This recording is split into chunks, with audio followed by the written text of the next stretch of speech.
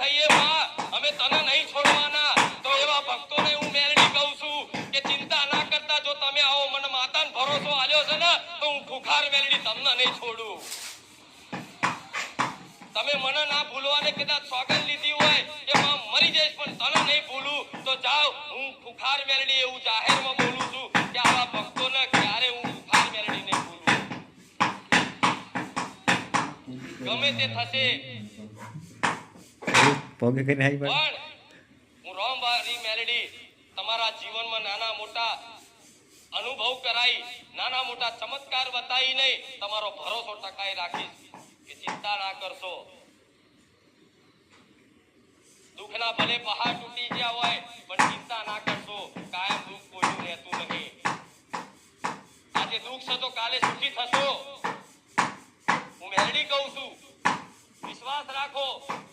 ભલે તમારા દુઃખ એવા કે કોઈ ના કહી શકો, એનું સમાધાન ક્યાંય ના મળતું હોય, પણ છતાંય તમારા ભરોસામાં એ સામર્થ્ય છે કે તમારો ભરોસો મારી જોડથી એવી કૃપા મેળવાવશે ને કે તમારે કશું માગ્યા વગર, કશું પૂછ્યા વગર, કશું કીધા વગર ખાલી બસ મને પ્રેમથી, હેતથી, હૃદયમાં યાદ કરી, મનમાં સ્મરણ કરી અને મારા રામનું નામ તમારા મુખે ખાલી આવી ગયું છે ને, તો વિશ્વાસ રાખો આ મારા ભગવાને રચના રચાઈ દીધી છે. તો આવા વિશ્વાસથી જે આવે છે ને એ દરેકને કહીશ, કામ તો કરું છું, અનુભવ તો કરાવું છું, મહિના તો છે જોઈ લો. હું જૂઠું બોલતી હોય તો લાખોની જૂઠું ક્યારેય ના બોલે. આ લહેરાતી સદા ક્યારે જૂઠું ના બોલે. પણ જો આટલો કદાચ વિશ્વાસ બંધાઈ ગયો હોય ને, ધીરજ રાખી અને આવતા જતા રહેજો. અને હું જે બોલું ને જીવનમાં અમલ કરી અને 100 વાતોથી ખાલી 10 પાલન કરો. 10 પાલન કરવાથી ખાલી વિચાર કર્યો કે હા માડી તું જે અમને શીખવાડે છે ને અમે અમારા જીવનમાં પાલન કરીશું. ખાલી જેને સંકલ્પ કર્યો ને એના પડખે હું મેલડી ઊભી રહી. ભલે પાલન કરવાની તો વાત સુધી ખાલી સંકલ્પ કર્યો કે હા માડી કાલથી અમે તું કહેશે ને તો માંસ મટન છોડી દઈશું, તું કહેશે તો માં દારૂ છોડી દઈશું, માં તું કહેશે તો બે માની ચોરી છોડી દઈશું, ભલે માં અમે ભૂખ્યા મરીએ પણ માં તે આ કીધું છે ને તારી વાતનો અમે પાલન કરીશું. ખાલી સંકલ્પ કરે ને તોથી જે ભક્ત ઉપર મારી વિશેષ કૃપા નજર રહે કે દીકરાએ મારી વાત માનવાનું ખાલી સ્વીકાર કર્યું કે હા માં હું આ પાલન કરીશ. ભલે ભાઈ તમારથી પાલન ના થાય ને પણ તમે સંકલ્પ કરીને જાઓ ને તો લગીન હું મેલડી તમારી જોડે પડખે રહું. અને જે વાત કદાચ તમારથી છોડાતી ના હોય એ બધી વસ્તુ ધીરે ધીરે છોડાઈ અને મારા ના બનાવી દઉં તો લગીન હું મેલડી ના જપું. જાઓ એવું વચન આલું છું. તમારા કદાચ નસીબમાં નહીં હોય, તમારા લેખમાં નહીં હોય, એ લેખમાં મેઘ મારે એનું નામ માતા કહેવાય.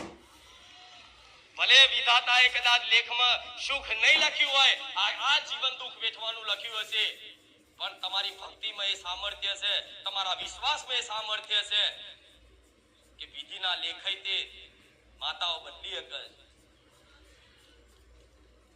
વિધાતાના ચોપડામાં તે કદાચ કોઈ દુઃખ, ગરીબી, દરિદ્રતા લખેલી હોય ને તો માતા એને કહેવાય કે એના ભક્ત ખાતર વિધાતાના ચોપડા જાતે લઈ અને લીટો મારી દે, એનું નામ માતા.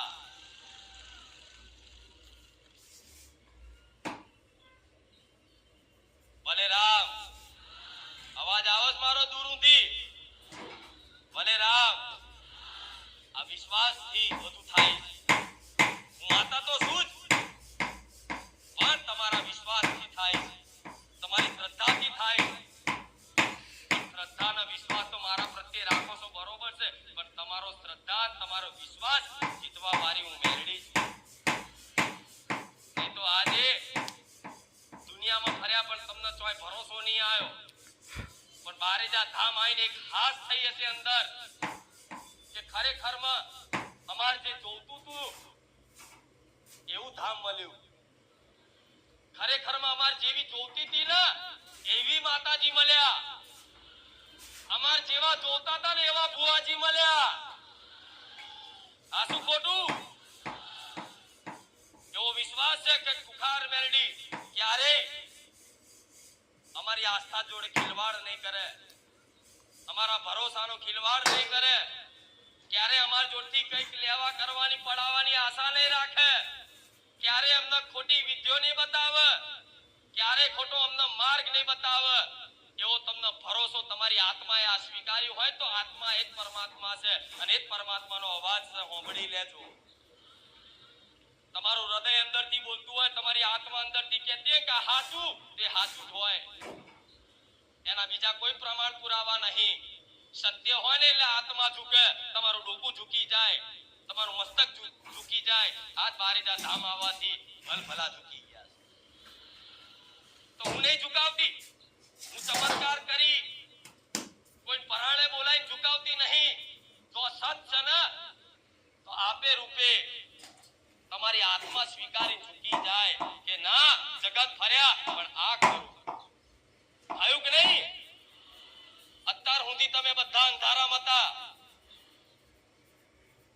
ઘેર ઘેર દીવા કરતા, ઘેર ઘેર નિવેદ કરતા, 2 ટાઈમ તમારી માતાની અગરબત્તી દીવાબત્તી વધુ કરતા, આઠમના નિવેદે હાચવતા, બધું વ્યવહાર તહેવાર બધું હાચવતા, પણ છતાંય દુઃખ પડ્યા ને તો તમાર પારકી માતાઓની આશા રાખી જવું પડ્યું.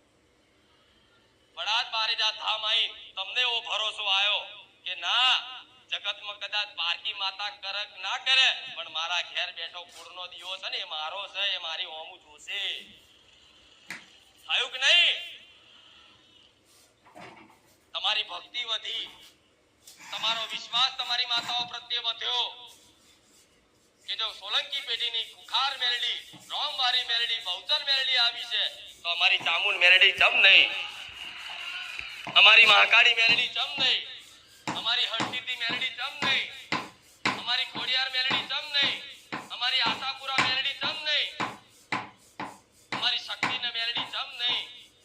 આજ ભલે લગભગ કોઈ એવી પેઢી બાકી નહીં હોય જે ગુજરાતના પ્રોપર હશે, વર્ષોથી અમના વડવાઓ ગુજરાતમાં રહેતા હોય, એના ઘેર મેલડી ના હોય.